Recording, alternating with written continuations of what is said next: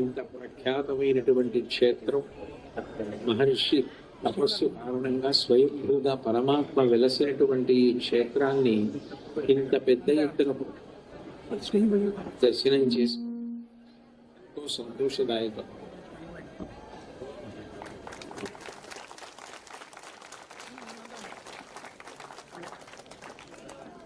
ఈ సందర్భంగా నేను నరసింహ వైభవము అన్న సందర్భాన్ని ఉటంకిస్తూ మాట్లాడినప్పుడు నరసింహస్వామి వారు ఏ కారణం చేత ఆవిర్భవించారో, హిరణ్యకశిపుడి ఉద్ధతి మొదలైన విషయాల గురించి మీకు అందరికీ కూడా తెలుసు. నేను ఈ నృసింహోపాఖ్యానంలో కొన్ని ప్రధానమైన విషయాలు ఏవి మనం గమనించవలసి ఉంటుందో, ఆ ఆఖ్యానాన్ని విన్నప్పుడు మనం తెలుసుకోవలసిన విషయాలు, అనుష్ఠాన పర్యంతంలోకి తెచ్చుకోవలసిన విషయాలు ఏవి ఉంటాయి అన్న దాని గురించి మాట్లాడడానికి ప్రయత్నం చేస్తాను. ఎందుచేతనంటే మీకందరికీ కూడా నరసింహస్వామి ఏ కారణానికి ఆవిర్భవించారు, హిరణ్యకశిప సంహారం ఎట్లా జరిగింది అన్న విషయాల గురించి నేను ప్రత్యేకంగా చెప్పవలసిన అవసరం లేదు.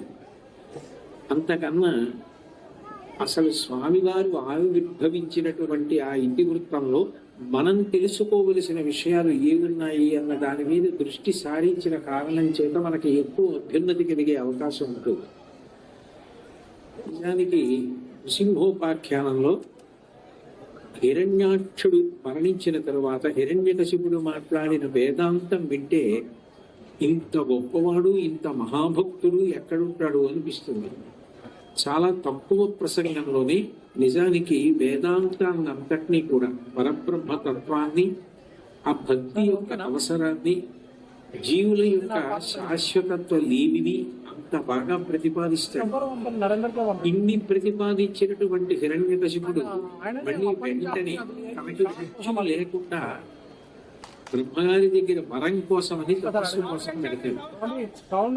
తన కుటుంబ సభ్యులతో మాట్లాడుతూ ఆ హిరణ్యకశిపుని యొక్క సోదరుడైన హిరణ్యాక్షుడు మరణించాడన్న అక్కసుతో వాళ్ళందరినీ కూడా ఊరట కల్పించే ప్రయత్నంలో మాట్లాడినప్పుడు ఆయన మాట్లాడిన మాటలు చాలా గొప్పగా ఉంటాయి.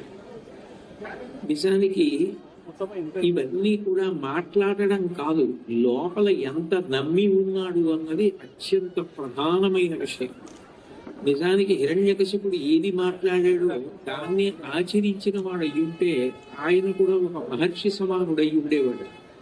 కానీ ఆయనకి అటువంటి ప్రవృత్తి కన్నా, అటువంటి ఆచరణ కన్నా కేవలం అప్పటికి వేదాంతాన్ని, అప్పటికి ఆ భక్తి తత్వాన్ని తన కుటుంబ సభ్యులు ఊరట పొందడం కోసం ఆడుకోవడం వరకు మాత్రమే పరిమితం అయిపోయాడు. దానినే మెట్ట వేదాంతం అంటారు. అంటే వేదాంతం దేనికి పనికి వచ్చింది అంటే కేవలం దుఃఖం నుంచి తన కుటుంబ సభ్యులకి ఉపశమనం కల్పించడానికి మాత్రమే వాడుకున్నాడు. నీరాగార నివిష్ట పాంధుల క్రియన్ సంసార సంచారుల్ ఒత్తురు కూడి విత్తురు సదా సంగంబులేదొక్కచో సురుల్పోయిడి త్రోవపోయను భవత్సు నుండు తల్లి తద్యోగమునకు శోకింప నీకేటికి అంటాడు. ఆ హిరణ్యకశిపుల తల్లి అయినటువంటి దికి దగ్గరికి వెళ్ళి నీరాగార నివిష్ట పాంధుల క్రియన్ సంసార సంచారుల్ ఒత్తురు కూడి విత్తురు. వేసవి కాలంలో చలివేంద్రం అని పెడతారు.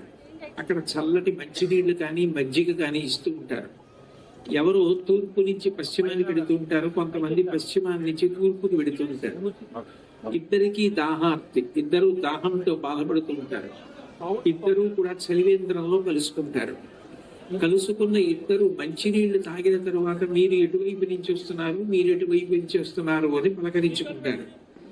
ఇటువైపుగా పెడుతున్నప్పుడు మార్గంలో ఏం ప్రతిబంధకాలు లేవు కదా అన్న విషయాన్ని ఏదో తూర్పు వైపు నుంచి పశ్చిమానికి వెడుతున్నవాడు అడుగుతాడు. పశ్చిమం నుంచి తూర్పుకు వెడుతున్న వ్యక్తి అటువైపు దారిలో ఏమీ ప్రతిబంధకాలు లేవు కదా అన్న విషయాన్ని విచారణ చేస్తాడు. కానీ ఇద్దరి మధ్య ఏదో కొద్దిగా అనుబంధం ఏర్పడుతుంది. కాసేపు కూర్చుని మాట్లాడుకుంటాడు. మీకెంతమంది పిల్లలు, ఈ విషయాలు మాట్లాడుకుని ఉండవచ్చు. అంత మాత్రం చేత వాళ్ళు అక్కడే శాశ్వతంగా ఉండిపోరు, అట్లాగే కలిసి ఉండిపోరు. కొంతసేపు అయిన తర్వాత పశ్చిమానికి వెళ్ళేవాడు పశ్చిమానికి వెళ్ళిపోతాడు, తూర్పుకి వెళ్ళేవాడు తూర్పుకి వెళ్ళిపోతాడు. ఒక చలివేంద్రంలో కలుసుకున్న వాళ్ళు ఎంత తాత్కాలికంగా కలుసుకుని తమ ప్రయోజనం అయిపోయిన తరువాత ఎవరు వెళ్ళవలసిన దిక్కుకి వాళ్ళు వెళ్ళిపోయినట్టే ఈ సంసారమునందు కూడా ఎక్కడో పుట్టిన ఒక స్త్రీ, ఎక్కడో పుట్టిన ఒక పురుషుడు, భార్య భర్త అన్న పేరుతో ఇద్దరూ కలుసుకుంటారు. సంసారము ప్రారంభం చేసి పిల్లల్ని కంటారు. కన్న తర్వాత కొంతకాలం అయిపోయిన తర్వాత మళ్ళీ వరదలో పడి విడిపోతున్నటువంటి గడ్డి పరకలు ఎలా విడిపోతాయో అలా విడిపోతారు. ఇది సంసారమునందున్న వారికి అందరికీ కూడా ఉండే సహజమైన విషయం. అయితే పుట్టిన వాళ్ళందరూ గిట్టి వెళ్ళిపోతుంటారు. కోటాను కోట్ల మంది పుట్టినా ఎవరి పేరు చిరస్థాయిగా భూమి మీద ఉండిపోయే అవకాశం లేదు. ఎవరో కొద్ది మంది వేళ్ల మీద లెక్క పెట్టగలిగినంత మంది పేరు మాత్రమే భూమి మీద నిలబడుతుంది. అట్లా నిలబడడానికి కావలసిన శౌర్య ప్రకటన చేసి సాక్షాత్ విష్ణువుతో పోరాటం చేసిన వాడు నీ కుమారుడైన హిరణ్యాక్షుడు. అంత యుద్ధం చేసి మరణించాడు. కాబట్టి మహాశివుడులైన వారు ఏ వీరస్వర్గాన్ని అలంకరిస్తారో అటువంటి వీరస్వర్గాన్ని అలంకరించడానికి ఆ త్రోవను వెళ్ళినవాడు. అటువంటి కొడుకుని కన్నా నువ్వు సంతోషించాలి. అంతేకాని ఎవరు మాత్రం శాశ్వతంగా భూమి మీద ఉండిపోతారు. దీనికి ఏడుస్తున్నావు? శూల్పోయిడి త్రోవపోయను భవత్సు నుండు తల్లి తద్వియోగమునకు శోకింప నీకేటికి.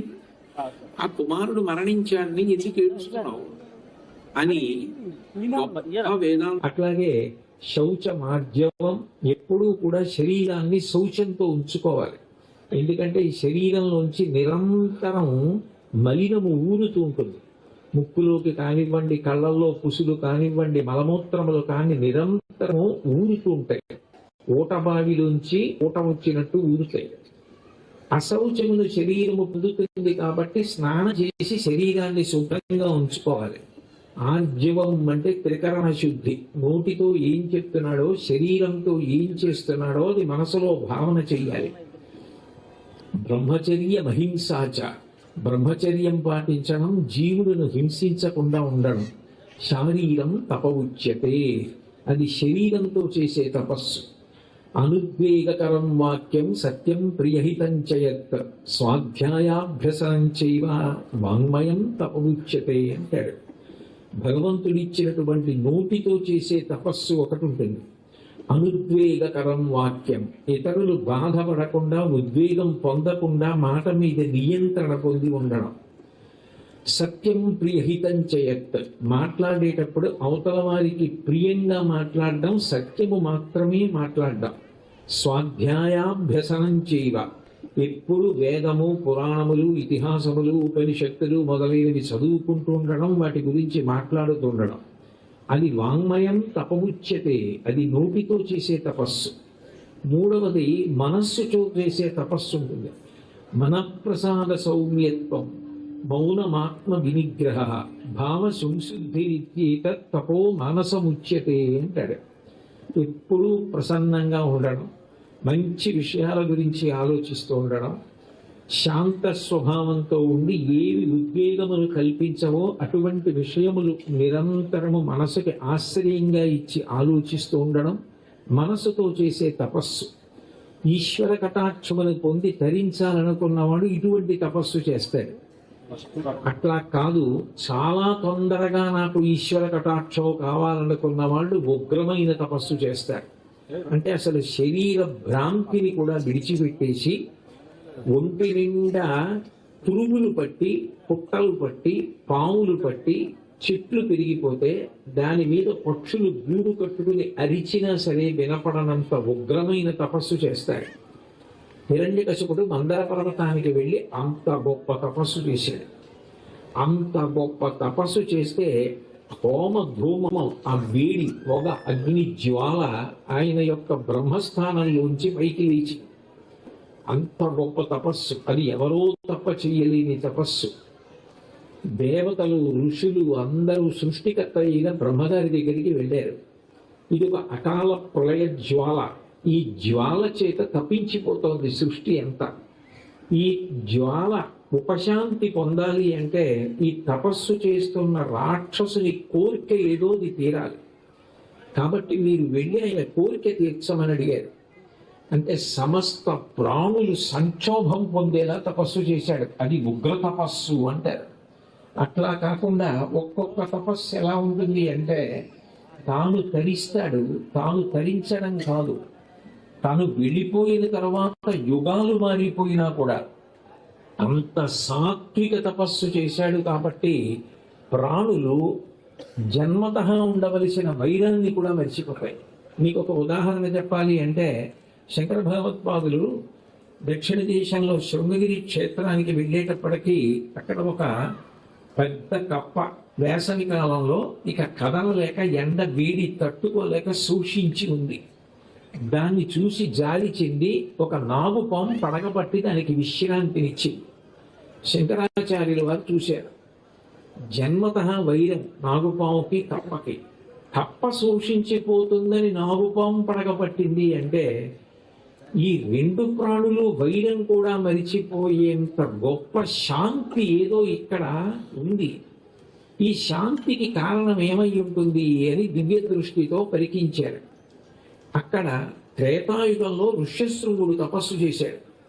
ఋష్యశృంగుడు చేసిన తపస్సు కారణంగా తర్వాత ద్వాపరయుగం వచ్చి తర్వాత కలియుగం వచ్చిన ప్రాణులు రెండింటి మధ్య ఉండేటటువంటి వైరాన్ని మరిచిపోయి అంత ప్రశాంతంగా బతుకుతాయి. ఒక్కొక్క తపస్సు అంత సాత్వికంగా ఉంటుంది, ఒక్కొక్క తపస్సు అంత ఉగ్రంగా ఉంటుంది. రాక్షసులు చేసే తపస్సు ఎప్పుడు చాలా ఉగ్రంగా ఉంటుంది.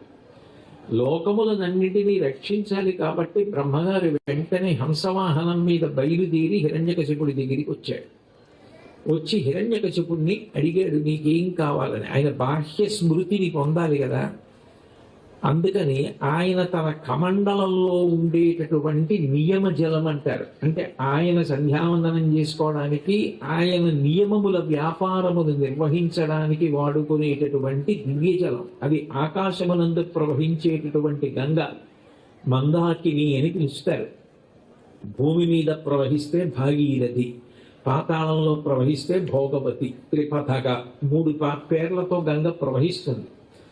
ఆకాశంలో ప్రవహించేటటువంటి దివ్య ధుని అయినటువంటి గంగా జలములను తన కమండలంలో పట్టి ఉంటాడు బ్రహ్మగారు.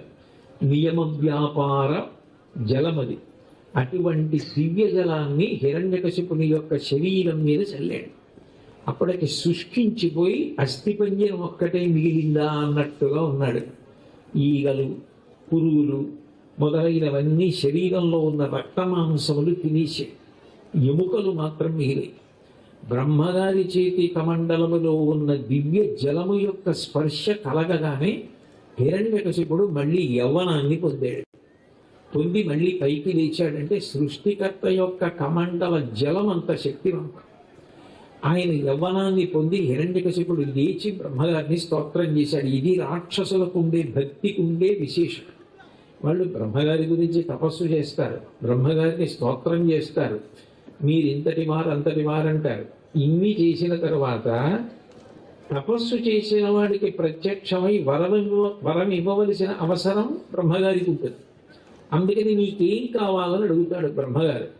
అడిగితే ఆశ్చర్యకరమైనటువంటి వరం అడిగాడు. గాలిన్ కుంభిని అగ్ని అంబుగుల ఆకాశస్థలిన్ దిక్కులన్ రేలన్ ఘస్రములన్ తమప్రభల భూరిగ్రాహ రక్షో మృగం వ్యాళాది నరాది జంతు కలహం వ్యాప్తిన్ సమస్త్రాస్త్ర శస్త్రాలిన్ మృత్యువులేని జీవనములోకాధీశ ఇప్పింపవే అన్నాడు. నాకు మృత్యు ఉండకూడదు అంటే బ్రహ్మగారు అంటాడు, అది ఎలా కుదరదు, ఇది మత్స్యలోకం, దీనికి నియమం ఉంది, పుట్టినవాడు గెట్టక తప్పదు. కాబట్టి నీకు మృత్యువు లేకుండా వరం ఇవ్వడం ఎలా కుదురుతుంది అంటాడు. అందుకని తనని సృష్టించినవాడు, లోకములను సృష్టించినటువంటి బ్రహ్మగారిని కూడా తన తెలివితేటల చేత మోసగించాలనుకున్నాడు. అనుకుని గాలిన్ కుంభిని అగ్ని అంబువుల ఆకాశస్థలిన్ దిక్కులన్ రేలన్ ఘస్రములన్ తమప్రబల భూరిగ్రాహ రక్షో మృగ వ్యాళాది జంతు నరాది జంతు కలహం వ్యాప్తిని సమస్త్రాస్త్ర శస్త్రాళి మృత్యులేని జీవనములోకాధీశ ఇప్పించవే అన్నాడు. ఉన్నవి పంచభూతాలే, ఇంకా ఆరోది లేదు. భూమి మీద చావకూడదు, గాలిలో చావకూడదు, అగ్నిలో చావకూడదు, నీటిలో చావకూడదు, గాలిలో చావకూడదు, చీకట్లో చావకూడదు, పగలు చావకూడదు, అంటే రాత్రి పగలు కూడా చనిపోకూడదు. జంతువుల చేత కాని, దేవతల చేత కాని, రాక్షసుల చేత కాని, సర్పముల చేత కాని, వేటి చేత అంటే సృష్టిలో అత్యంత బలమైనవి ఏ ఉంటాయో వాటన్నిటి పేర్లు ఉటంకించాడు. రక్షో మృగ వ్యాళాది నరాది జంతు కలహం వ్యాప్తిని సమస్త్రాస్త్ర శస్త్రాళి, అస్త్రముల చేత శస్త్రముల చేత.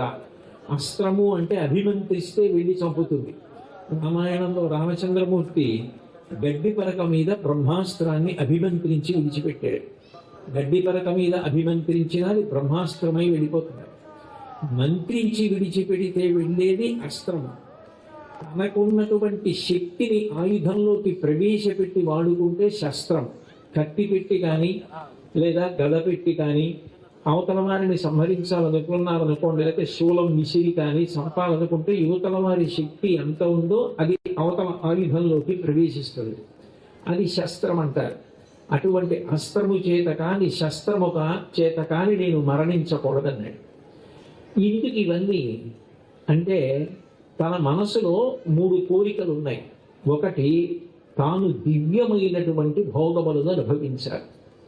ఇంత భోగం అనుభవించాలి అంటే దేవలోకాన్ని స్వాధీనం చేసుకోవాలి.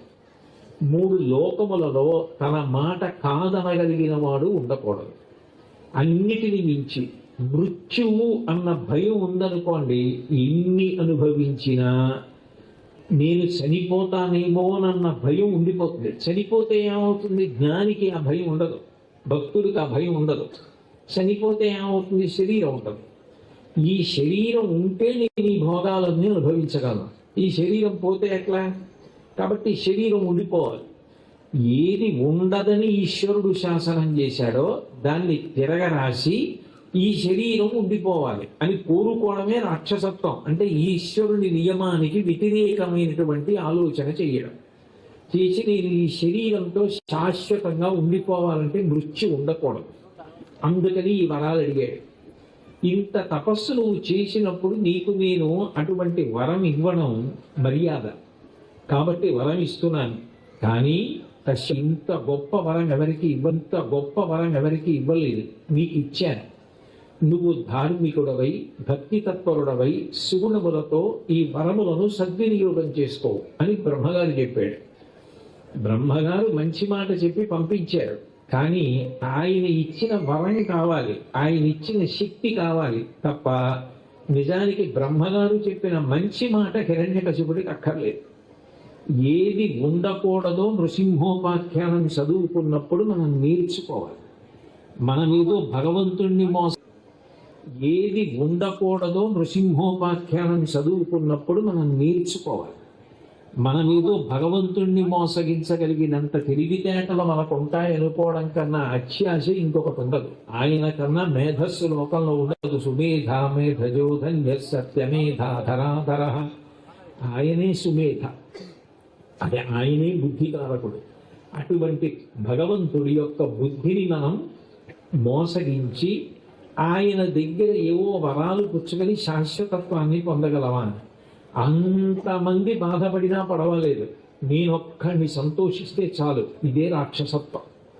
దేవలోకం ఇంద్రుడికి పోయినా పర్వాలేదు, యజ్ఞయాగాదులు ఋషులు చేసినప్పుడు హవిస్సు దేవతలకు అందకపోయినా పర్వాలేదు, నేను ఆ హవిస్సులు తినాలి, నేను ఆ భోగములు అనుభవించాలి, నేను అందరినీ శాసించాలి, అందరూ నా శాసనాలకు వశవర్తులు కావాలి, నేను మాత్రం ఎవరి మాట వినను. అదే తంపరితనం, అదే ధూర్తతనం, అదే రాక్షసత్వం. నిజానికి ఇవన్నీ ఎందుకు చదువుకుంటారు, ఎందుకు చెప్పుకుంటారంటే చిన్నతనం నుంచి ఇట్లాంటి భావనలు పిల్లల యందు కూడా కలగకుండా ఉండడం కోసం, అందరి పట్ల ప్రేమ భావన పిల్లలు కలిగి ఉండేటట్లు, భగవద్భక్తి కలిగి ఉండేటట్టు వినయంతో ఈ శరీరం ఉండగా ఈ శరీరాన్ని జ్ఞాన సముపార్జనం కోసం, భక్తి కోసం, వినయం కోసం వాడుకోవడం, నేర్చుకోవడం కోసం ఉపయోగించాలి. కానీ తద్విరుద్ధమైనటువంటి ఆలోచన ఉండడం, అట్లా దీన్ని ఉపయోగించుకునే ప్రయత్నం చెయ్యడమే రాక్షసత్వం. అదే హిరణ్యకశిపుడంటే. హిరణ్యాక్షుడంటే కంటితో చూసిందల్లా తనకు కావాలనుకునేవాడు. హిరణ్యకశిపుడంటే కనపడ్డ వల్ల తాను అనుభవించాలని కోరుకునేవాడు. అందుకే ఆయన అనుభవించడు, దాచేసుకుంటాడు. భూమిని తీసుకెళ్లి దాచాడు హిరణ్యాక్షుడు, అనుభవిస్తాడు హిరణ్యకశిపుడు. ఇద్దరికీ రాక్షసత్వం. ఊళ్ళో ఏది గొప్ప అందంగా అనిపించినా అది అవతల వారికి చెందకూడదు. అది తన కంటికి నతరగా కనిపిస్తే తానే అనుభవించాలి. యద్యద్విభూతివత్సత్వం శ్రీమదుర్జితమేవ తత్తదేవావగచ్చస్త్వం మమ తేజోంశ సంభవం అంటాడు గీతాచార్యుడు. లోకంలో ఎక్కడైనా దివ్య విభూతి ఉంటే అది ఈశ్వర సృష్టి, ఈశ్వర తేజస్సు. అలా భావించిన వాడు భక్తుడు. కానీ అది నాదైపోవాలి, నేనే అనుభవించాలి. అనుభవించడానికి శరీరం ఉండాలి కాబట్టి దీనికి మృత్యు ఉండకూడదు, అందుకు తపస్సు చేస్తాను అనడం రాక్షసత్వం. కాబట్టి అటువంటి రాక్షసత్వమును పొందాడు. ఇప్పుడు ఈ రాక్షసత్వము అటువంటి లక్షణములు పొందినవాడు ఏం చేస్తాడో అదే హిరణ్యకశిపుడు చేశాడు. భాగవతం దేవతలను పదవీ భ్రష్టుల్ని చేశాడు, అందరినీ తనకి వశవర్తుల్ని చేసుకున్నాడు. యజ్ఞయాగాది క్రతువులు చేసి దేవతలకు హవిస్సు ఇవ్వడానికి వీలు లేదన్నాడు, తానే హవిస్సు పొందాడు. అయితే విచిత్రమైన విషయం ఏమిటంటే, ఇంతటి భయంకరమైనటువంటి రాక్షసుడి కడుపున ప్రహ్లాదుడు జన్మించాడు. అన్నీ నావిగా అనుభవించాలనుకునేవాడు హిరణ్యకశిపుడు. పరుల యొక్క హ్లాదము అంటే ఇతరులు సంతోషిస్తే తాను సంతోషించేవాడు ప్రహ్లాదుడు. ఎలా కుదురుతుంది రెండిటికి? ఒకటి రాక్షస బుద్ధి, ఒకటి పరమ భక్తులకు ఉండేటటువంటి లక్షణం. అంటే రాక్షస వంశము అనగానే అందులో కేవలము రాక్షసులే ఉంటారు అని నిర్ణయించడం కూడా సాధ్యం కాదు. అటువంటి రాక్షస వంశంలో అంత గొప్ప భక్తుడైనటువంటి ప్రహ్లాదుడు జన్మించాడు. ఈశ్వరుడు సంకల్పం చేస్తే ఎక్కడ ఏదైనా జరగచ్చు. ఆ పుట్టిన పిల్లవాడు 5 సంవత్సరముల వయసు వచ్చినప్పుడు కదూ ఆయన గుణములు ప్రకటనమవుతాయి. అప్పటి వరకు ఎవరైనా ఇంకా శైశవంలో ఉంటారు. వాళ్ళ లక్షణం ఏమిటో బయటికి తెలియదు, వాళ్ళ బుద్ధి ఎట్లా ఉంటుంది అన్నది అంత బాగా తెలియదు.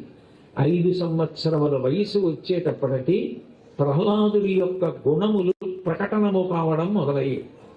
ఎక్కడుండగా? అది భాగవతంలో ప్రధానమైన ప్రశ్న. పుట్టినది చూస్తే హిరణ్యకశిపుడి కడుపున పుట్టాడు. పెరుగుతున్నది చూస్తే రాక్షసుల మధ్యలో పెరుగుతున్నాడు. బోధ చూస్తే కేవలము రాక్షస నీతి మాత్రమే బోధింపబడుతుంది తప్ప భగవద్భక్తికి స్థానం లేదు. అటువంటి చోట జన్మతః గొప్ప గుణములను పొందాడు. మరి ఇంత గొప్ప గుణములు పుట్టుక చేత ఉన్నా అవి చుట్టూ ఉన్న వాతావరణంలో నశించిపోయే అవకాశం ఉంటుంది. అట్లా నశించిపోకుండా మంచి గుణములు ప్రహ్లాదుని ఎందుకు ఉండిపోయాయి అంటే భాగవతంలో చాలా గంభీరమైన విషయాన్ని ప్రస్తావన చేశారు. ప్రహ్లాదుడికి అంత గొప్ప గుణములు పుట్టుకతో ఏర్పడడానికి, పుట్టుకతో వచ్చిన గుణాలు మధ్యలో మాసిపోకుండా అట్లాగే నిలబడడానికి కారణం గత జన్మలలో ప్రహ్లాదుడి యొక్క సత్సంగం. సత్పురుషులతో సహవాసం చేశాడు. సత్పురుష సహవాసము ఎంత గొప్ప శక్తినిస్తుంది అంటే, తరువాతి జన్మలో రాక్షస వంశంలో పుట్టిన రాక్షసుడి కడుపున పుట్టిన చివరికి చుట్టూ రాక్షసులుండి వాళ్ళ మధ్యలో తానున్నారు. చేసే పనులన్నీ అందరూ చేస్తున్నవి ఇతరులను పీడించడమే అయినా తాను మాత్రం వాటిని నిరసించలేదు. మీరు ఎందుకు ఇలా ఉంటారు అని వాళ్ళని ద్వేషించలేదు. ఇది ప్రహ్లాదుడితో బాగా గమనించవలసిన విషయం. నృసింహ వైభవంలో అత్యంత ప్రధానమైనటువంటి విశేషం. ఆయన మీరు ఇలా ఉండకూడదు, మీరు ఇలా ఎందుకుంటున్నారు, మీరందరూ పనికిమాలిన వారు, మీ అందరూ నశించిపోతారు, ఇటువంటి మాటలు ప్రహ్లాదుడు ఎక్కడ అనలేదు. ప్రహ్లాదుడు అందరి పట్ల అంత ప్రేమతో ఉండేవాడు. అందుకే పోతన గారు భాగవతాన్ని ఆంధ్రీకరించినప్పుడు అద్భుతమైన పద్యరచన చేశారు. తనయందు అఖిల భూతములందు ఒక భంగి సమహితత్వంబున పరకుమాడు, పెద్దల పొడగన్న భృత్యులికైవడి చేరి నమస్కృతులు చేయువాడు, కన్నుదోయికి అన్య కాంతలడ్డంబైన మాతృభావన చేసి మరలువాడు. సకులయడ సోదర స్థితి తెలుపువాడు. అట్లాగే దైవతములంచు గురువుల తలచువాడు. లీలలందున బౌకుడు లీలివాడు. లలిత మర్యాదుడైన ప్రహ్లాదుడధిప అన్నారు. ప్రహ్లాదుడి యొక్క గుణముల గురించి మాట్లాడుతూ ఆయనకున్న చాలా చాలా గొప్ప గుణం, ఎంతో సాధన చేస్తే తప్ప రాని గుణం. గత జన్మ సత్సంగం వల్ల ఈ జన్మలో వచ్చేసింది. బహూనాం జన్మనామంతే జ్ఞానవాన్మాం ప్రపద్యతే వాసుదేవ సర్వమితి సమహాత్మా సుదుర్లభ అంటాడు గీతాచార్యుడు. కొన్ని కోట్ల జన్మల సాధన చేస్తే సమస్తం వాసుదేవమయం అన్న జ్ఞానం కలుగుతుంది. అది వచ్చింది ప్రహ్లాదుడికి. ఎందుకు వచ్చింది అంటే గత జన్మలో సత్పురుషులతో చేసిన సహవాసము యొక్క ఫలితం. తన యందు అఖిల భూతములందు నొకభంగి సమహితత్వంబున పరగువాడు. ఇందులో ఉన్నది చైతన్యమే. ఇది తెలుసుకుంటోంది. ఇది తెలుసుకుంటోంది కాబట్టే దీనికి ఏదైనా ఇబ్బంది కలుగుతుందేమో అంటే భయాన్ని పొందుతుంది. దీనికి ఏదైనా సంతోషం కలుగుతుందేమో అనుకుంటే ప్రహృష్టమవుతుంది. ఏ ఇతర ప్రాణైనా అంతే. ఓ చీమ అలా పాకుతోంది అనుకోండి, నేను పుల్ల పెట్టి దాన్ని కదిపాను అనుకోండి, అది భయపడిపోయింది, నన్ను చంపేస్తాడేమో అని. దానిలో ఉన్నది చైతన్యమే, నాలో ఉన్నది చైతన్యమే. నామరూపములు మారాయి, అంతటా ఉన్నది చైతన్యమే. ఆ చైతన్యమే ఈశ్వరుని యొక్క లక్షణం. అటువంటి చైతన్య స్వరూపుడై అంతటా ఉన్నది భగవంతుడే అయినప్పుడు నేను ఇంకొక ప్రాణిని భయపెట్టడం కానీ బాధ పెట్టడం కానీ జరిపితే ఆ ప్రాణికి భయరూపంలో తెలుసుకునేటట్టు చేసే చైతన్యం ఈశ్వరుడు. అప్పుడు నేను అట్లా చేస్తున్నానని ఇక్కడ ఉన్న చైతన్య రూపంలో గ్రహించి నీకు ఇచ్చిన ఉపాధిని దుర్వినియోగం చేస్తున్నావని నన్ను శిక్షించడా. అందుకని అన్ని ప్రాణుల యందు ఒక చైతన్యమును మాత్రమే చూసి గౌరవించినవాడు. అంటే అంతటా వాసుదేవమయం జగత్తు.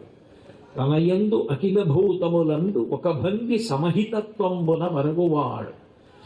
పెద్దల పొడగన్న భృత్యుని కైవడి చేరి నమస్కృతులు చేయువాడు. ఇంత జ్ఞానం కలిగిన వాడు పెద్దలు ఎవరైనా కనపడితే భృత్యుడు సేవకుడు ఎట్లా నమస్కారం చేస్తాడో అట్లా నమస్కారం చేస్తాడు. నిలబడి నమస్కారం చేయడం కాదు, అంత వంగి నమస్కారం చేస్తాట. అంటే వంగడం ఎందుకు అంటే మీ ముందు వంగిపోయిన వాణ్ణి నేను, ఎంత కింద పడిపోవాలో అంత పడిపోయిన వాణ్ణి నేను. ఎవరో పెద్దలు వచ్చారు, మా గురువు గారు వచ్చారు అనుకోండి, నేను ఇలా పడిపోయి నమస్కారం చేశాను అనుకోండి, ప్రణిపాతం అంటారు. నమస్కారం చేశాను అనుకోండి, దాని అర్థం ఏంటంటే గురువు గారు ఇంకెంతకన్నా కింద పడడానికి లేదు, ఎంత కింద పడిపోవాలో అంత కింద పడిపోయిన వాణ్ణి నేను. నిలబడ్డవారు మీరు, నా కోసం మీరు వంగాలి, నా భుజములు పట్టుకొని పైకెత్తాలి, నన్ను ఉద్ధరించాలి అని అడగడం, అట్లా పడిపోవడం. అట్లా పెద్దల పొడగన్న భృత్యుని కైబడి చేరి నమస్కృతులు చేయువాడు. ఇక తల్లిదండ్రుల భంగి దీనవత్సలతను చేయువాడు. దీనులు కనపడితే ఏదో ఎంత ప్రేమతోటో అటువంటి దైన్యం, అంటే వాళ్ళ లేని చేత వాళ్ళు దేనికైనా బాధపడుతుంటే, అయ్యో వాళ్ళంత బాధపడుతున్నారు, నా వలన ఆ బాధ వాళ్ళకి తీరాలని, వాళ్ళ దైన్యం పోవాలని అంత ప్రయత్నం చేస్తాట. కన్నుదోయికి అన్య కాంతలడ్డంబైన మాతృభావన చేసి మరలువాడు. మన శాస్త్రానికి ఒక గౌరవం ఉంది. మన శాస్త్రానికి ఉన్న గొప్పతనం ఏంటంటే సమస్య చెప్పి ఊరుకోదు, లేదా నువ్వు ఇట్లా ఉండాలి సుమా అని చెప్పి ఊరుకోదు. నువ్వు కామమునకు వశపడకు అని చెప్పారనుకోండి, అది సాధ్యం కాదు. ఎందుకనంటే కామమునకు నేను వశపడకుండా ఉండాలి అంటే కామాన్ని నేను పట్టుకోకుండా ఉండాలి. కామాన్ని నేను కాదు పట్టుకోనిది, కామం నన్ను పట్టుకుంది. నన్ను పట్టుకున్న కామం నన్ను వదిలిపెట్టాలంటే ఆ కామము ఏ భావన వలన విడిచిపెట్టేస్తుందో ఆ భావన నేను పొందాలి. ఉదాహరణకి ఓ జలగ పట్టుకుందనుకోండి, నేను ఆ జలగని పట్టుకుని విడిపించుకుందామని లాగే ప్రయత్నం చేశాను అనుకోండి, జలగ సాగుతుంది తప్ప వదలదు, రక్తం తాగుతూ ఉంటుంది. జలగ వదిలిపెట్టేయాలనుకోండి, నేను కొంచెం ముగ్గు తెచ్చి జలగ పట్టుకున్న చోట నోటి దగ్గర వేశాను అనుకోండి, వెంటనే జలగ వదిలిపెట్టి కింద పడిపోతుంది. జలగకి ఏది అసహ్యమో అది జలగ నోటి దగ్గర వేస్తే జలగ వదులుతుంది. కామము మనని వదిలేయాలంటే ఏ స్త్రీ భావన చేత నువ్వు కామము పొందావో ఆ స్త్రీ భావన ఎందు మాతృభావన కల్పించుకో. నేను ఏ తల్లి, ఏ జగన్మాత, ఏ అమ్మవారు, ఏ లక్ష్మీదేవిని దేవాలయంలో చూశానో ఆ లక్ష్మీదేవి, ఒరే నువ్వు లోపలికి వచ్చి నన్ను దర్శనం చేశావు, నేను నీ యందు ప్రేమతో నా కొడుకుగా భావించి నేను అనేక ముఖాలతో నీ ఎదురుగుండా కూర్చుని నీకేం రాకపోయినా నువ్వు చెప్పింది వింటాను, విని నిన్ను ఆశీర్వదిస్తానని నా తల్లి లక్ష్మీదేవి ఇన్ని ముఖాలతో ఇంతమంది స్త్రీలుగా వచ్చి సభలో కూర్చుందని నేను భావన చేశాననుకోండి, నా మనసు అపవిత్రమైన భావన పొందదు. అందుకని కన్నుదోయికి అన్యకాంతలడ్డంబైన మాతృభావన చేసి మరలువాడు. అందుకే పరద్రవ్యానిరోష్టవత్, ఇతరుల యొక్క సొమ్ము బెడ్డ ముక్క అనుకోనికి ఎన్నో బెడ్డలు కనపడతాయి, అన్ని ఏరి పెడతావా, ఇతరుల సొమ్ము నాకు బెడ్డ ముక్కతో సమానం. అట్లాగే పరస్త్రీ కనపడితే మాతృవత్ పరదారేషు, మాతృస్వరూపంగా భావన చే అమ్మా అని మాట్లాడు. అది ప్రహ్లాదుడు ఆచరించి చూపించినవాడు, తెలుసుకున్నది కాదు ధర్మం, ఆచరించినది ధర్మం. అందుకే ఆచార ప్రభవో ధర్మ అంటాడు భీష్ముడు. నాకు తెలుసండి ధర్మం కాదు, నేను ఆచరించాను ధర్మం, అది నన్ను కాపాడుతుంది. ధర్మో రక్షతి రక్షిత, ధర్మం నువ్వు ఆచరిస్తే నిన్ను కాపాడుతుంది, ధర్మం నాకు తెలిసిందంటే కాపాడదు. హిరణ్యకశిపుడు అంత ప్రసంగం చేశాడు, ఏం కాపాడింది? రాముడిని ఎందుకు కాపాడింది ధర్మం? రాముడు ధర్మాత్ముడు కనుక ఆచరించాడు కాబట్టి. ఆచరించి చూపించిన వాడు ప్రహ్లాదుడు. రాక్షసుడైతే నీకెందుకు, ఇంకోటైతే నీకెందుకు? వృషద్విచిత్రతల్పయో భుజంగముక్తిక స్రజో గరిష్టరత్నష్టయో సుహృద్విపక్షపక్షయో తృణారవింద చక్షుషో ప్రజామహీ మహేంద్రయో సమప్రవర్తయం మన కదా సదాశివం భజే అంటారు. ఈశ్వరుడికి కావలసింది ఏమిటంటే ధర్మం ఒక్కటే. నువ్వు ధర్మమును పట్టుకుని ఉంటే ఆయన నీ వెంట పరిగెడతాడు. నువ్వు ధర్మం ఒక్కటి విడిచిపెట్టి ఎన్ని పట్టుకున్నా ఈశ్వరానుగ్రహములకు పాత్రుడవు కాదు. ధర్మమే ప్రధానం. నిజం చెప్పాలంటే మీరు సమస్త పురాణములు, కావ్యములు పిండేస్తే వాటిలోంచి వచ్చేది రెండే అక్షరాలు, ధర్మం. ఆ ధర్మం చెప్పడానికి ఇన్నొచ్చే. వేదోకిలో ధర్మమూలం, వేదం కూడా ధర్మం చెప్పడం కోసం వచ్చింది. ధర్మమునకు మొదటి ప్రమాణం వేదం. అటువంటి ధర్మమును ఆచరించి చూపించిన వాడు ప్రహ్లాదుడు. అందుకే కన్నుదోయికి అన్య కాంతలడ్డంబైన మాతృభావన చేసి మరలువాడు. సకులయడ సోదర స్థితి తెలుపువాడు. తనతో కలిసి చదువుకునే పిల్లల పట్ల సోదరుల కింద భావన చేసేవాడు. దైవతములంచు గురువుల తలచువాడు. ఈ కంటితో దైవాన్ని చూడలేము, కానీ ఆ దైవము కాళ్ళు చేతులతో కదిలి వెడితే అది గురువులని భావన చేశాడు. దైవతములంచు గురువుల తలచువాడు. లీలలందున బొంకులు లేనివాడు. సరదాకి హాస్యానికి కూడా ఎప్పుడు అబద్ధం ఆడేవాడు కాదు. కాబట్టి లలిత మర్యాదుడైన ప్రహ్లాదుడదిప, ఎంత మర్యాద కలిగిన వాడయా ప్రహ్లాదుడు. 5 ఏళ్ల పిల్లవాడికి ఇన్ని గుణములు అద్దాయి.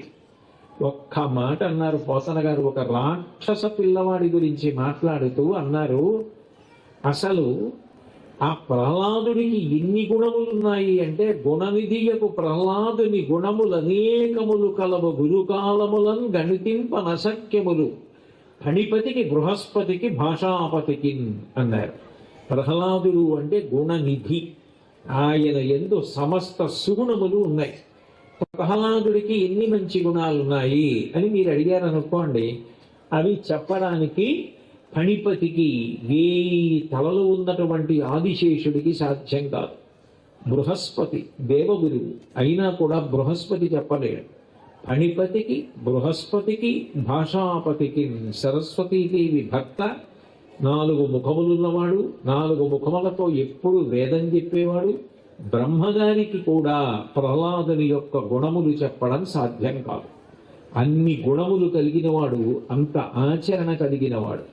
చాలా మందికి ఒక భావన ఉంటుంది, భక్తి అంటే ఛాందసత్వం.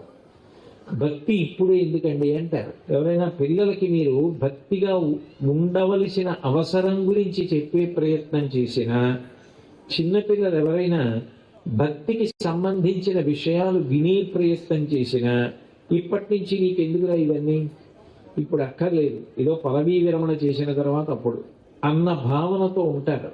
కానీ నిజానికి భక్తి అన్నది మూలకందం. భక్తిలోంచి సమస్త సుగుణములు కలుగుతాయి. చూడండి, ఒక మాట అంటుంటారు, వీడికి భయభక్తులు లేవండి అంటారు. భయము భక్తి రెండు మాటలు వాడతారు. భయము నిజానికి ఎందుకు ఉంటుంది అంటే, భగవంతుడు ఉన్నాడన్న నమ్మకం మీకు ఉందనుకోండి, మీకు ఆ నమ్మకం కలగగానే ఆయన ఒకడు ఉన్నాడు, ఈ శరీరంతో ఎంతకాలం ఉంటావు, 70 ఏళ్ళు ఉంటావు, 80 ఏళ్ళు ఉంటావు, పోనీ 90 ఏళ్ళు ఉంటావు. ఎప్పుడప్పుడు ఈ శరీరం విడిచిపెట్టాలి కదా. విడిచిపెట్టిన తర్వాత నువ్వు ఉన్నాడు అన్నవాడి దగ్గరికి వెళ్ళి చేతులు కట్టుకుని నించోవాలి కదా. అప్పుడు వాడు నువ్వేం చేశావో అని అడుగుతాడు కదా. నాకు తెలియదా ఏం చేశావో, ఎందుకు ఇలా చేశావు అని అడుగుతాడు కదా. అప్పుడు నేనేం జవాబు చెప్పుకోవాలి? కాబట్టి ఆ భయం పాడు చేసే భయం కాదు, ఆరోగ్యవంతమైన భయం భక్తి. ఆయన చూస్తున్నాడు, నేను ఏది చేసినా లోకం నన్ను మెచ్చని మెచ్చకపోని నాకు అనవసరం. లోకులందరి మెచ్చని ఎలుగని లోలోన నిందించని చీకాకున్బడని మహాత్ముడనని జైలొగ్గని మూకీభావమునంతెట్టని త్రోయని నీ కారుణ్యము కలిగి ఉండెనను అంతే చాలునో శంకరా అంటాడు దూర్జటి కళహస్తీశ్వరుడి కాలం. నేను ఏది చేస్తున్నా నేను ఈశ్వరుడికి జవాబుదారి. నేను చేసిన పని ఈశ్వరుడికి తెలుసు, ఆయన సంతోషిస్తాడా? ఇదొక్కటి నేను పెట్టుకున్నాను అనుకోండి, ఈశ్వరుడు సంతోషించేటట్టుగానే నేను బ్రతకాలంటే నేను ధర్మచక్రంలోనే ఉంటాను. నేను ధర్మచక్రం దాటడం సాధ్యం కాదు. కాబట్టి ప్రహ్లాదుడి యొక్క సమస్త సుగుణములకు కారణం ఏది అంటే భక్తి. భక్తి ఛాందసత్వము అన్ననాడు జాతి పాడైపోతుంది. భక్తి అందరికీ ఉండాలి అన్ననాడు జాతి అభ్యున్నతిని పొందుతుంది. మీరు చూడండి, భక్తి కలిగిన వాడు ఎవరి కోసమో కాదు, భగవంతుడు చూస్తున్నాడు. నరసింహస్వామి అక్కడ ఒక్కచోటే లేడు, అంతటా ఉన్నాడు. ఆయన చూడ ఎవరేం చేస్తున్నాడో అన్నప్పుడు ఎంత అవకాశం వచ్చినా తప్పు ఎందుకు చేస్తాడు? ఆయన చూడటల్లా, ఆయన గమనించడు, ఆయన శిక్ష వేడు, నాకు ఎందుకు వచ్చిన గొడవ, నాకు వద్దంటాడు. ఆ భక్తిలోంచి సమాజ భద్రత ఉంటుంది. భక్తి లేని నాడు మీరు మనిషికి ఒక రక్షక భటుడిని పెట్టినా వాడు ఎప్పుడు తప్పు చేస్తాడో మీరు గమనించలేరు.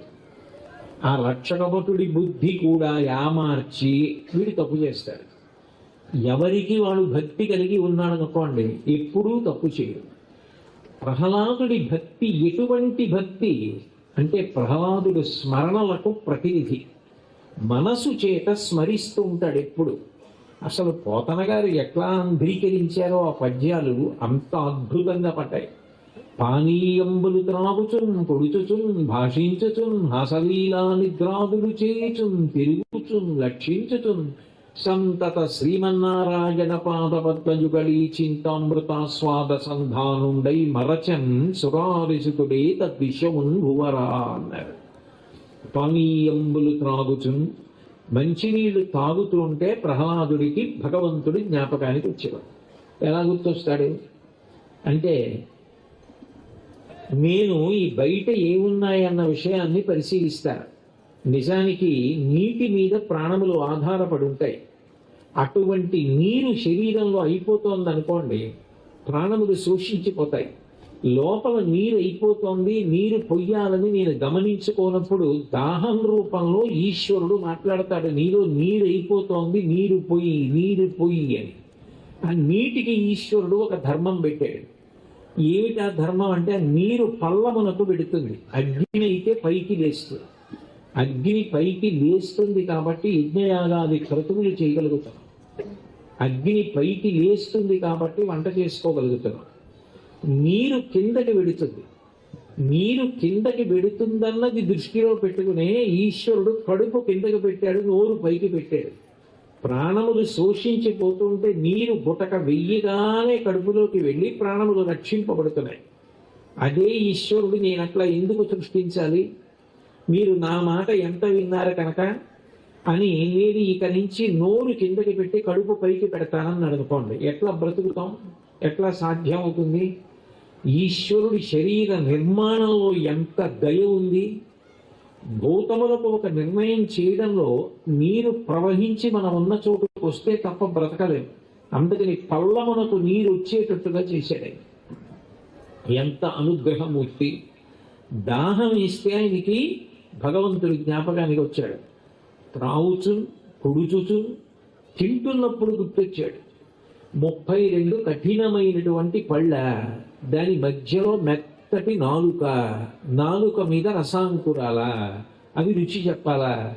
పదార్థాన్ని నోట్లో పెట్టుకుని దంతములు నములుతూ ఉంటే ఆ దంతముల మధ్యలోకి పదార్థాన్ని తోస్తూ ఉంటే దంతములు నాలుకను నొక్కేయకుండా వ్యవస్థ చేశాడా? మన ప్రయత్నం ఏం లేదు, నాలుక అట్లా తోస్తూ ఉంటుంది.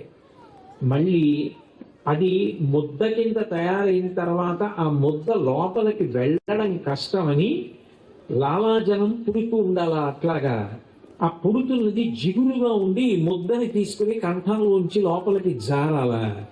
జారుతున్నప్పుడు ఏమైనా సూక్ష్మక్రిములు ఉంటే చంపడానికి లాలాజలంలోంచి మ్యూకస్ స్టైలిన్ అని 2 రసాయనాలు విడుదలవ్వాలా?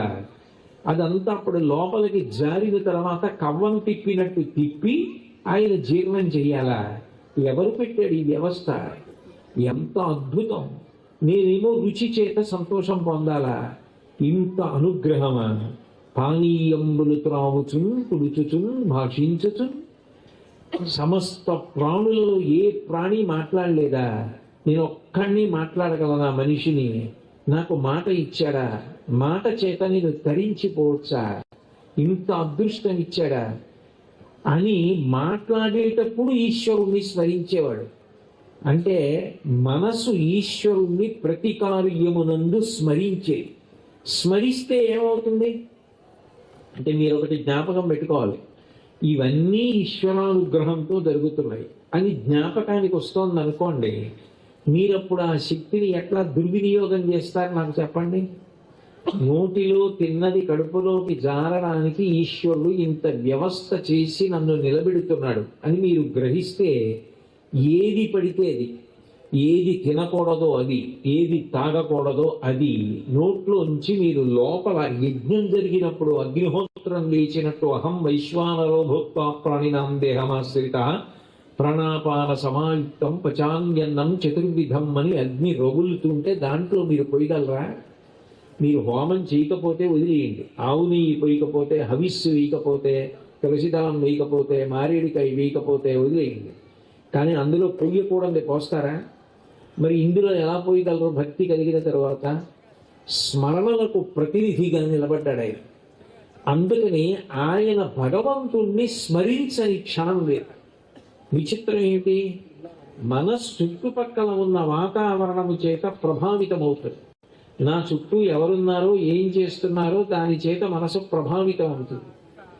చుట్టూ రాక్షస పిల్లలున్నా ఏం చేస్తున్నా ప్రహ్లాదుడి మనసు మాత్రం ఎప్పటికీ కూడా భగవంతుడి పట్ల ఇంకా ఇంకా భక్తిని పొందింది తప్ప అసలు ఆ భక్తిలో విస్మృతిని పొందలేదు. ఇట్లా జరగడానికి కారణం ఆ శక్తి ఎక్కడి నుంచి వచ్చింది ప్రహ్లాదుడికి అంటే, అది పూర్వజన్మలో చేసిన సత్సంగ పుణ్యం. అంటే నృసింహోపాఖ్యానం నుంచి మనం తెలుసుకోవలసిన ప్రధాన విషయం ఏమిటంటే, ఈ జన్మలో మనం సత్పురుషులతో సహవాసమును పొందితే, సత్పురుష సహవాసము చేత మంచి మాటలు వినడం చేత మంచి పనులు చేయడం అలవాటు చేసుకుంటే అది ఉత్తరోత్తర జన్మల యందు ఎంత ఫలితాన్ని ఇస్తుందో మనకు అర్థమవుతుంది. అందుకే సత్సంగత్వే నిస్సంగత్వం, నిస్సంగత్వే నిర్మోహత్వం, నిర్మోహత్వే నిశ్చలతత్వం, నిశ్చలతత్వే జీవన్ముక్తి అంటారు శంకరాచార్యులు వారు. సత్సంగం అంత విశేషమైన ఫలితాన్ని ఇస్తుంది. గంగా పాపం, శశి తాపం, దైన్యం కల్పతరుస్తథా, పాపం తాపంచ దైన్యంచ అంతి సత్పురుష దర్శనం. గంగానదిలో స్నానం చేస్తే పాపం పోతుంది, చంద్రబింబాన్ని దర్శనం చేస్తే తాపం పోతుంది, కల్పవృక్షం దగ్గరికి వెళితే దైన్యం పోతుంది. సత్పురుష సహవాసం, సత్పురుష దర్శనం చేస్తే పాపము, దైన్యము, దానితో పాటు పాపము, మూడు కూడా పోతాయి. అంటే సత్పురుష సహవాసం అంత గొప్పది. సత్పురుషులతో కలిసి తిరగడం ఎంత అవసరమో. జీవుడు ఈ జన్మతో అయిపోదుగా, జీవయాత్ర మళ్ళీ జన్మ ఉందిగా. ఆ జన్మలో నీకు భక్తి పుట్టుకతో రావాలి అంటే, పాడైపోకుండా ఉండాలి అంటే సత్సంగము ఎంత గొప్పదో నృసింహోపాఖ్యానం మనకి తెలియచేస్తుంది. ఇంత గొప్పవాడైన ప్రహ్లాదుడికి మరొక గొప్ప కోణం ఏమిటంటే, అసలు ఇవన్నీ ఈ జన్మలో ఎక్కడ నేర్చుకున్నాడు? ప్రహ్లాదుడు ఎక్కడో భగవద్భక్తి గురించి తెలుసుకోవాలి కదా, ఎక్కడో నేర్చుకోవాలి కదా. ఎందుకనంటే అంత భక్తి, అంత కరడు కట్టిన భక్తి ఎక్కడి నుంచి వచ్చింది? తండ్రితో తానే చెప్పాడు. తండ్రి పిలిచి నువ్వేం నేర్చుకుందితో తానే చెప్పాడు. తండ్రి పిలిచి నువ్వేం నేర్చుకున్నావు చెప్పన్నాడు. మందార మకరంద మాధుర్యమున తేలు మధుపంబు పోవునే మదనములకు నిర్మల మందాకిని వీచికలతోగు రాయంచతరునే తరంగిలులకు లలితరసాల పల్లవ ఖాది చొక్కు కోయిల జరునే కుకజములకు పూర్ణేందు చంద్రికా స్ఫురిత చకోరక మరుగునే సాంగర నిహారములకు అంబుజోదర దివ్య పాదార బింద చింతనామృతపాన విశేషమత్త చిత్తము ఏ రీతి ఇతర విషయంబు చేరనేర్చు వినిత గుణశీల మాటలు వెయ్యునేలా అన్నాడు తండ్రితో. నాన్నగారు మందార మకరందం, మందార చెట్టు దగ్గరికి వెళ్ళి ఆ పువ్వులలో ఉండేటటువంటి మకరందమును త్రాగటానికి అలవాటు పడిపోయినటువంటి మధుపం తుమ్మెద ఎక్కడో మందార మకరంద మాధుర్యమున తేలు ఆ మధుపంబు పోవునే మదనములకు, అది ఉమ్మెత్త చెట్ల దగ్గరికి వెళ్ళి ఉమ్మెత్త పూల మీద వాళ్తుందా. మందాకిని జలాలలో తిరగడానికి అలవాటు పడిపోయిన రాజహంస ఎక్కడో వీధిలో ఉన్న మురికి కాలవలో తిరుగుతుందా. గొప్ప పౌర్ణమి చంద్రుడి నాటి కాంతిని తినడానికి అలవాటు పడిన చకోర పక్షి పొగమంచు వెన్నెలలా ఉంటుంది కాబట్టి ఆ పొగమంచు దగ్గరికి వెళ్ళి పొగమంచు తింటుందా. చకోరక మరుగునే సాంతర నిహారములకు. ఇవన్నీ సృష్టిలో జరిగే పనుల, ఇవి జరగవు. భగవంతుని యొక్క గుణములను అనుభవించడం అలవాటైన వాడు భగవంతుణ్ణి విస్మరించి ఇతర విషయముల వైపుకు వెళ్ళడం సాధ్యం కాదన్నాడు. పైగా రాక్షస బాలురకు వేదాంత బోధ చేసినప్పుడు అద్భుతమైన వేదాంతం చెప్పాడు. కాలము దగ్గర ప్రారంభం చేశాడు. కాల కలయతామహం అంటాడు గీతలో భగవానుడు. కాలమే ఈశ్వర స్వరూపం అన్నాడు. ఈ కాలమునందే ప్రాణులు పుడుతున్నాయి, కాలంలో పెరుగుతున్నాయి, కాలంలో పడిపోతున్నాయి. బలవత్తరమైనది కాలం. ఆ కాలాన్ని నువ్వు వెనక్కి తీసుకెళ్ళలేవు, ముందుకి జరపలేవు, రెండూ సాధ్యం కాదు. తనంత తాను కాలం నడుస్తుంది. పుట్టిన ప్రతి ప్రాణి 6 వికారములు పొందుతుంది. పుట్టినది ఉన్నది పెరిగినది తరిగినది కృషించిపోయినది నశించిపోయినది. 6 వికారములను పొందుతున్నాయి ప్రాణులన్నీ. ఈ వికారములన్నీ పొందుతున్నాయి. వికారములకు అతీతుడై ఒకడు మాత్రం జగత్తును నడిపిస్తున్నాడు, వాడు పరబ్రహ్మం. వాణ్ణి తెలుసుకునే ప్రయత్నం చేయకపోతే కాలమంతా దుర్వినియోగం అయిపోతుంది. మృత్యువు నీళ్లలో మొసలి వచ్చినట్టుగా వచ్చి పాదాన్ని పట్టుకుంటుంది. పట్టుకున్న తర్వాత నువ్వు చేయగలిగింది లేదు. దీపం ఉండగా ఇల్లు చక్కబెట్టుకో. అట్లా మనకి ఓపిక ఉండగా, మనకి ఆయుర్దాయం ఉండగా నారాయణమూర్తి గురించి తెలుసుకుని చేరుకునే ప్రయత్నం చెయ్యాలి. లేకపోతే ఆశ అనేటటువంటి పాశం నన్ను బంధించి సంసార వ్యామోహంలో పడేటట్టు చేసి పరిభ్రమింపచేసి నశింపచేస్తుంది అని పిల్లలకి చెప్తే వాళ్ళు తెల్లబోయి ఓ ప్రశ్న వేశారు.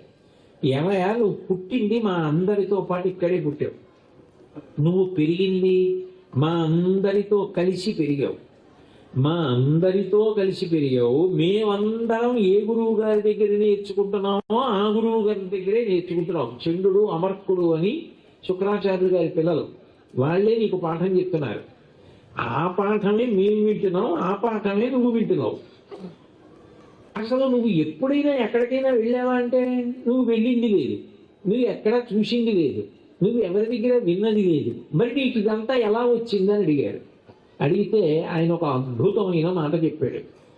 మా అమ్మగారి గర్భంలో నేను పడినప్పుడు మా నాన్నగారు మందర పర్వతం మీద తపస్సు చేసుకోవడానికి వెళ్ళారు. ఇప్పుడు హిరణ్యకశిపుడి తపస్సులో ఉన్నాడు కాబట్టి రాక్షసుల్ని నిశ్శేషంగా నాశనం చేయాలని దేవేంద్రుడి దేవతలతో బయలుదేరి వచ్చి యుద్ధం ప్రకటించాడు. మా అమ్మగారిని బంధీకృతురాల్ని చేసి తీసుకెళ్తున్నాడు. నారద మహర్షి వచ్చి, నీకు వదిన గారు కదయా, ఆవిడ్ని ఎందుకు నువ్వు బంధీకృతురాల్ని చేసి తీసుకెళ్తున్నావు అని అడిగాడు. అడిగితే, ఈమె జోలికి నేను వెళ్ళను, కానీ ఈమె కడుపులో రాక్షస తేజస్సు పెరుగుతోంది, హిరణ్యకశిపుడి తేజస్సు, ఆయనతోనే పడలేకపోతున్నాం, ఇప్పుడు కొత్త ఇంకోటి పుట్టుకొస్తే, అందుకని వాడు పుట్టగానే సంహరించి ఈమెను తీసుకొచ్చి అంతఃపురంలో విడిచిపెడతానన్నాడు. ఇప్పుడు నారదుడు అన్నాడు, ఆ పిల్లవాడిని సంహరించడం నీ తరం కాదు. ఎందుకనంటే ఈ పిల్లవాడికి జన్మ జన్మాంతరముల నుండి హరిభక్తి ఉంది, అది సత్సంగ ప్రభావం. జీవుడన్నవాడు ఉన్నాడు, వాడు మళ్ళీ జన్మలు తీసుకుంటూ ఉంటాడు. ఈ జన్మలోకి వస్తున్నప్పుడే వాడు అంత దృఢతరమైన భక్తితో వస్తున్నాడు. అంత భక్తి కలిగిన వాడు తనని తాను రక్షించుకునే ప్రయత్నం చేయడు. తన యోగక్షేమములు ఈశ్వరుడి మీద విడిచిపెట్టి ఉంటాడు. అయినప్పుడు వాణ్ణి కాపాడుకోవడం ఈశ్వరుడి లక్షణం. ఈ పిల్లవాడిని నువ్వు చంపుదామన్నా చంపడం నీ చేత కాదు, ఎందుకంటే వాడికి భగవద్ రక్ష. ఎలా చంపుతావు? సాధ్యం కాదు. అంతటి మహాత్ముడు పుట్టబోతున్నాడు కాబట్టి నువ్వు ఈమెకి నమస్కారం చేసి విడిచిపెట్టమన్నాడు. లీలావతికి ప్రదక్షిణం చేసి నమస్కారం చేసి కడుపులో ఇంత గొప్ప తేజస్సు పెరుగుతోందని ఇంద్రుడు వెళ్ళిపోయాడు. ఈ గర్భిణి అయిన లీలావతిని నారదుడు తన ఆశ్రమానికి తీసుకెళ్ళాడు. ఎందుకని? అంతటి మహాభక్తుడు పిండ రూపంలో ఉన్నాడు, పెరుగుతున్నాడు. అంటే సనాతన ధర్మమునందు పునర్జన్మ సిద్ధాంతము ప్రాణప్రదము. బాగా జ్ఞాపకం పెట్టుకోవాలి. సనాతన ధర్మము అంటే పునర్జన్మ. ఈ శరీరంతో నువ్వు ఏది చేశావో అది నువ్వు వచ్చే జన్మలో ఇంకో శరీరంతో అనుభవించవలసిందే. ఇంకో శరీరంతో నువ్వే అనుభవించాలి తప్ప అది వేరొకరు అనుభవించరు. కాబట్టి తస్మాత్ జాగ్రత్త జాగ్రత్త. ఇక్కడతో అయిపోయింది అనుకుంటున్నావేమో. నువ్వు చేసిన పాపపుణ్యములు అనుభవించడానికి మళ్ళీ ఇంకో శరీరాన్ని పొంది ఆ శరీరంతో అనుభవించాలి. నువ్వు వద్దంటావా? దుఃఖం వద్దంటావా? భరించలేవా? పాపము చెయ్యకు. పాపము చేస్తే దుఃఖం, పుణ్యం చేస్తే సుఖం. నాకు సుఖమే కావాలంటే పాపం జోలికి వెళ్ళకు, పుణ్యం జోలికి వెళ్ళు తప్ప అదే పనిగా పాపాలు చేసి నాకు సుఖాలు కావాలంటే రావు. అది సిద్ధాంతం. అంటే ఈశ్వర సృష్టిలో కర్మ సిద్ధాంతము పరమ బలీయమైనది. సనాతన ధర్మంలో పునర్జన్మ సిద్ధాంతం అంత ప్రధానమైనది. అటువంటి పునర్జన్మ సిద్ధాంతాన్ని ధృవపరుస్తోంది నృసింహోపాఖ్యానం. ఈ పిల్లవాడికి పుట్టుకతో అమ్మ కడుపులో ఉండగా ఎవరూ చంపడం సాధ్యం కానంత భక్తి. అంటే అదొక కవచం కట్టేసుకుంటున్నాడు. ఇక భక్తి ఎంత గొప్ప భక్తి అంటే సర్వసాధారణంగా లోకంలో చంపేయడానికి ఉపయోగించేటటువంటి సాధనములు ఆ పిల్లవాడి విషయంలో పనిచేయవు. అంత గొప్ప భక్తి తత్పరుడు పుడుతున్నాడు. ఇప్పుడు ఆ పిల్లవాడికి భక్తిని ప్రబోధం చెయ్యాలన్నది నారదుడి తాపత్రయం. గురువు కూడా ఉత్తముడైన శిష్యుడి కోసం అన్వేషిస్తూ ఉంటాడు. నాకున్న ఈ జ్ఞానాన్ని నేను ఎవరు అధికారం కలిగిన వాడు, ఎవరు యోగ్యుడు, ఎవడ ఆర్తి ఉన్నవాడు, నేనెవరికి చెప్పాలి అని గురువు కూడా తాపత్రయపడతాడు. అందుకే నారదుడికి ప్రహ్లాదుడు అమ్మ కడుపులో ఉన్నవాడు తారసపడ్డాడు. లీలావతిని అడ్డుపెట్టి లీలావతిని కూర్చోపెట్టి బోధ చేశాడు. నిజానికి ఆయన బోధ చేస్తున్నది ఎవరికి? లోపల పెరుగుతున్న పిండానికి. అంటే మీరు ఒక్కటి గమనించండి, అమ్మ కడుపులో పిండ రూపంలో ఉండగా తల్లి ఏది వింటుందో అది పిండం మీద ప్రభావం చూపిస్తుంది. నేను ఈ మధ్య శ్రీకాకుళంలో ప్రవచనాలు చేయడానికి వెళ్ళాను. అక్కడ నేను ఉపన్యాసాలు చెప్పినప్పుడు నన్ను ఒక గైనకాలజిస్ట్, ఒక డాక్టర్ గారు నన్ను కలిసి ఒక చోటికి తీసుకెళ్లారు. అనేక మంది వైద్యులు కలిపి ఒక సంస్థ ఏర్పాటు చేసి వాళ్ళు గొప్ప పరిశోధన చేసి ఈ పిల్లలు పుట్టినప్పుడు వాళ్ళ మనఃప్రవృత్తి ఇట్లా ఎందుకుంటోంది అన్న దాని మీద పరిశీలన చేశారు. ఆ అదే పనిగా సెల్ ఫోన్ చేత్తో పట్టుకుని యూట్యూబ్లో చూడకూడనివన్నీ చూస్తూ రకరకాల ఉద్వేగం పొందేటటువంటి తల్లుల కడుపున పుట్టేటటువంటి పిల్లలు మాట వినరు. ఏది చెప్పినా వాళ్ళు వినరు. చిట్ట చివరికి ఏ పరిస్థితి వస్తుందంటే అట్లా వినరు కాబట్టి వాళ్ళని సాధారణ పాఠశాలల్లో కాకుండా వేరే పాఠశాలలో చదివించవలసిన అవసరం వస్తుంది. వాళ్ళకి వేరే చెప్పాలి పాఠం. అంటే అసలు మాట వినరు వాళ్ళు. వాళ్ళ వల్ల మిగిలిన పిల్లలు పాడవుతారు. ఇటువంటి పరిస్థితి ఏర్పడుతుందని ఇప్పుడు ఆ పిల్లలందరినీ కూడా, అటువంటి తల్లులందరినీ కూడా చేరతీసి, మీరు ఇట్లా ఉండకండి, దేశం మీ చేతిలో ఉంది, మీకు పుట్టే పిల్లల వలన ఈ దేశం వృద్ధి చెందాలి, మీరు మంచి విషయాలు వినండి ఆ డాక్టర్స్ క్లాసెస్ కండక్ట్ చేస్తున్నారు.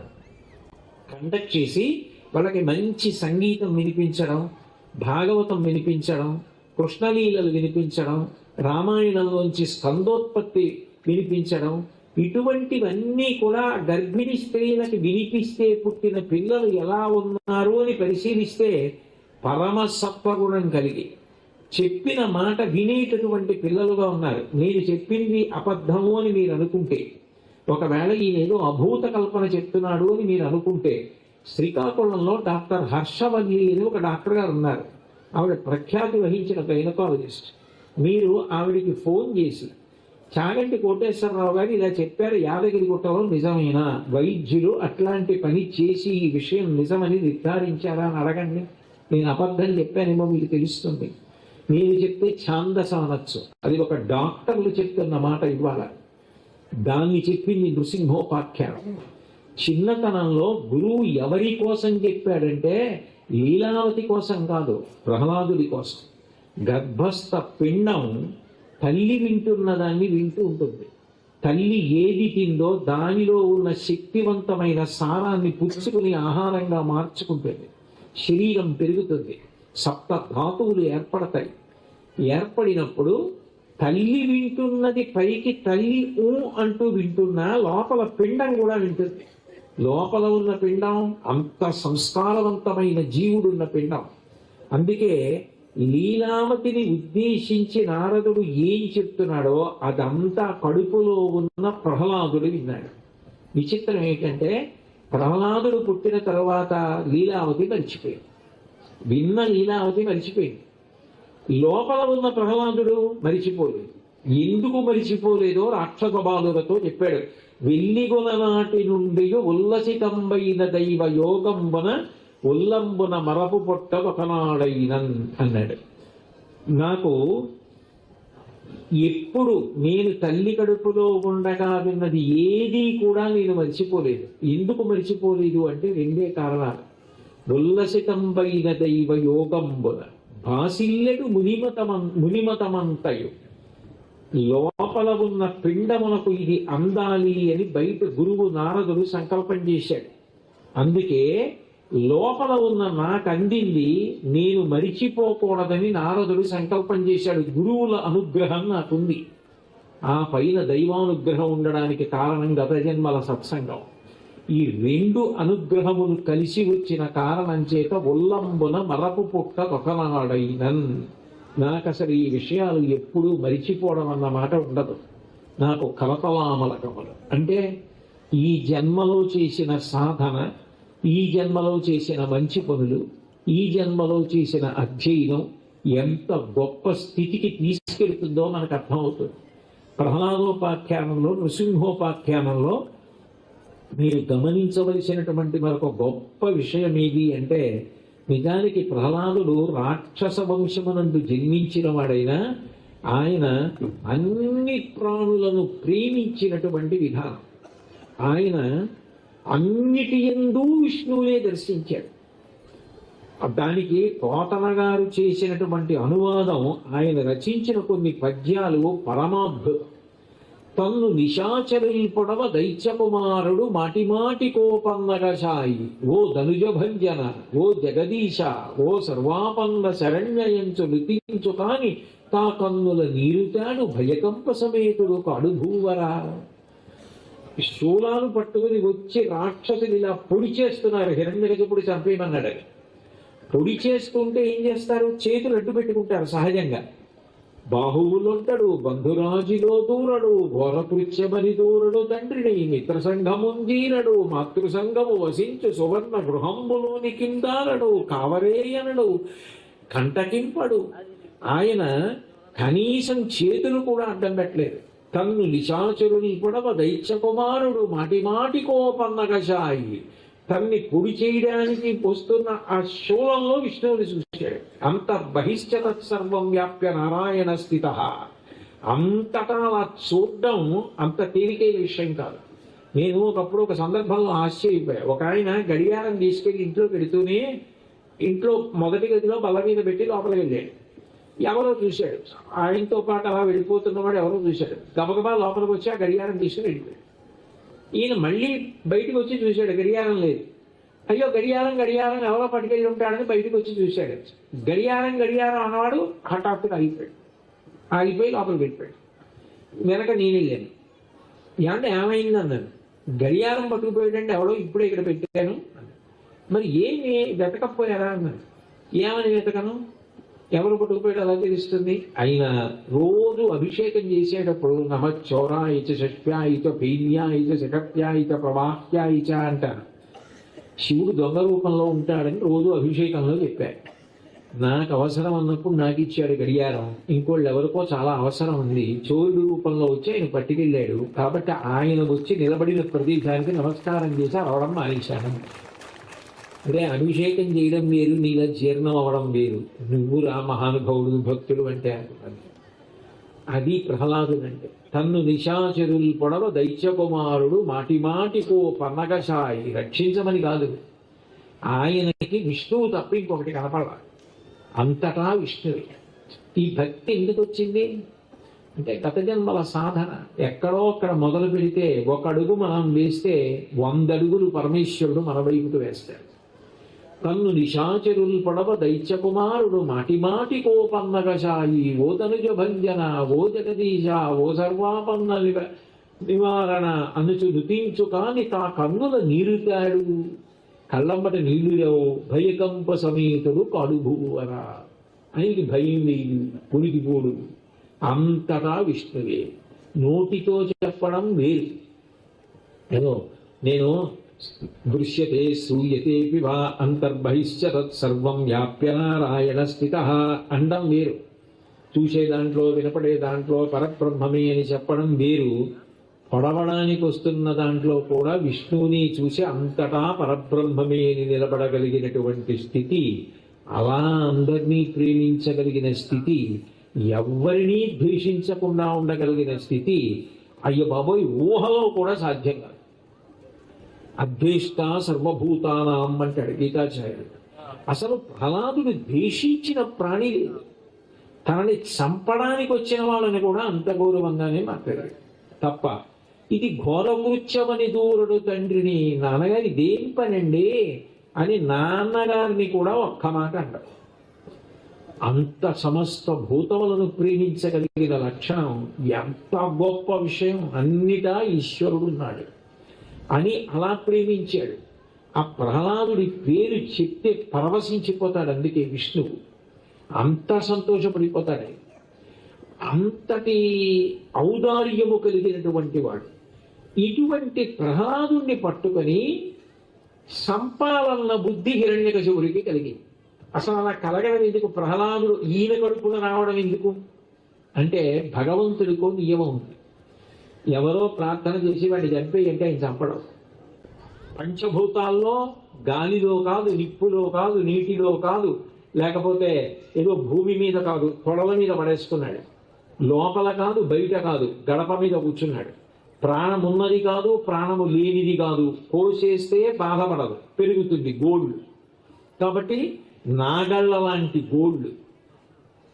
నరుడు కాదు, మృగం కాదు. కిందనేమో నరశరీరం, పైనేమో సింహం యొక్క తల. బ్రహ్మగారిచ్చినటువంటి వరాలన్నిటికీ మినహాయింపుగా వచ్చాడు.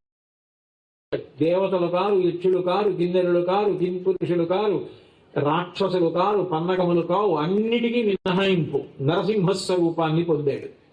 పొంది ఒక్కసారి ఏ స్తంభములో ఉన్నాడా అని హిరణ్యకశిపుడు చేతితో కొట్టాడో అందులోంచే చటపెట ధ్వనులతోటి ప్రళయకాలంలో ఎటువంటి పిడుగులు పడతాయో అటువంటి శబ్దాలు పడుతుండగా కళ్ళు మిరిమిట్లు గొలుపుతుండగా ఆ నడువుకి పెట్టుకున్నటువంటి వడ్డాణానికి ఉన్న గంటలు మ్రోగుతుండగా ఒక్కసారి సన్నటి నడువుతో ఏనుగు తొండాలు లాంటి తొడలతో గుండ్రంగా ఉన్నటువంటి బాహువులతో ఆ కొడవళ్ళు ఎలా ఉంటాయో అట్లాంటి గోళ్లతో బాగా తెరిచినటువంటి నోటితో పైకి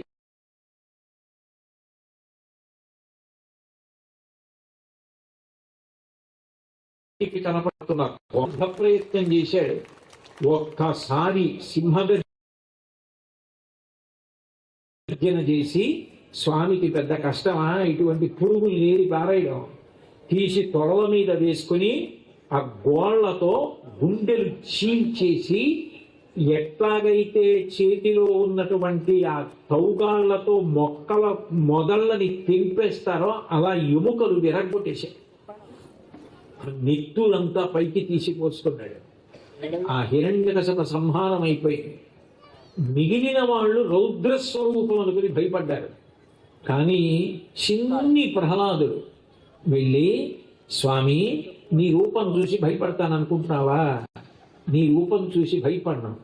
నువ్వు అనుకుంటున్నావు నువ్వేదో చాలా భయంకరంగా వచ్చానని. నీకన్నా భయంకరమైంది ఒకటి అసలైంది ఉంది. దానికి అదంటే నాకు భయం, సంసారం. అదంటే భయం తప్ప నువ్వంటే నాకు భయం లేదు. నువ్వు ఎలా ఉన్నా, గంగ ఆకాశంలోంచి కింద పడ్డా, పర్వతం నుంచి కింద పడ్డా, కాశీలో ప్రవహించినా, హరిద్వార్లో ప్రవహించినా గంగ గంగే.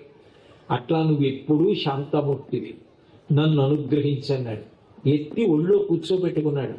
తెలిసో తెలియకో నీ ఒళ్ళో పడ్డాడు, నీ చేతుల్లో పడ్డాడు, నీ గోళ్ల చేత సంహరింపబడ్డాడు. స్వామి నా తండ్రికి ఉత్తమ స్థితిని ఇమ్మన్నాడు.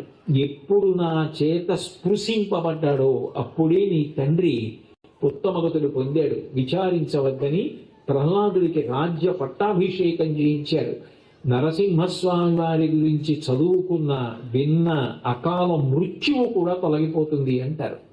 అంత గొప్ప అవతారం నృసింహావతారం. అటువంటి నృసింహ వైభవంలో మనం తెలుసుకోవలసిన విషయాలు కేవలము కథాపరంగా ఏదో నృసింహ వైభవంగా ఆయన గొప్ప చాలా మంచిదే. అమరీంద్రాదుల కొల్చు భంగిజులు అబ్జక్షు సేవించగా విమల జ్ఞాన విరక్తి ముక్తి నసగున్ వేయేల భూనాథ తత్కమలాధీసు కథాసుధారస నదీ కల్లోలమాలా పరిభ్రమ మెవ్వానికి నైన కర్ణయుగళీ పర్వంబు కాకుండునే అంటారు పోతన గారు. భగవత్ కథ ఎవరినైనా కదుపుతుంది. కానీ నృసింహోపాఖ్యానం ద్వారా మనం ఏది తెలుసుకోవాలని అనుకుంటున్నామో అది ఆయన ఆయన పాదముల దగ్గర కూర్చుని ప్రవచనంగా చెప్పుకుంటే నాలాంటి బండవాడికి కూడా ఆయన అనుగ్రహించి ఉద్ధరిస్తాడనేటటువంటి తీవ్రమైన నమ్మకంతో నేను ఇవాళ ఈ ఉపాఖ్యానాన్ని ఇట్లా చెప్పుకోవడం జరిగింది. చెప్పుకోవడంలో యథార్థానికి అంతరంగంలో ఆయన పాదములు పట్టి ప్రార్థన, స్వామి నాకు అటువంటి సత్సంగాన్ని, అటువంటి భక్తిని, నీ యందు దేశకాలములతో సంబంధం లేకుండా ఎప్పుడు విస్మృతి లేని స్థితిని, నీ గుణములు జ్ఞాపకం తెచ్చుకోగలిగిన స్థితిని నాకు కటాక్షించు అని ప్రార్థన చెయ్యడానికి ఇట్లా చెప్పాను. ఈ యాదగిరిగుట్ట దేవస్థానానికి నేను వచ్చినప్పుడు నన్నింత ఆదరించి, నిజానికి నేను అంత గౌరవానికి పాత్రులను కాకపోయినా దేవస్థానం ధర్మకర్తల నుంచి కార్యనిర్వహణాధికారి గారి వరకు, కలెక్టర్ గారి వరకు, అట్లాగే ఇక్కడ ఉన్న వేద విద్వాంసులు, అర్చకులు అంత ప్రేమ నా మీద చూపించి ఆశీర్వచనం చేసి మీ అందరూ చలిలో ఇట్లా కూర్చుని ప్రవచనం విన్నందుకు, మీ వంటి భాగవతోత్తములతో కలిసి ఇటువంటి ఉత్తమమైన రోజు నేను గడపడానికి అవకాశం కలిగినందుకు దేవదేవుని చింతించు దినము దినము అంటాడు. ఆ ప్రహ్లాదోపాఖ్యానం ఎంత వారం రోజులు చెప్పినా ఏది కాదు.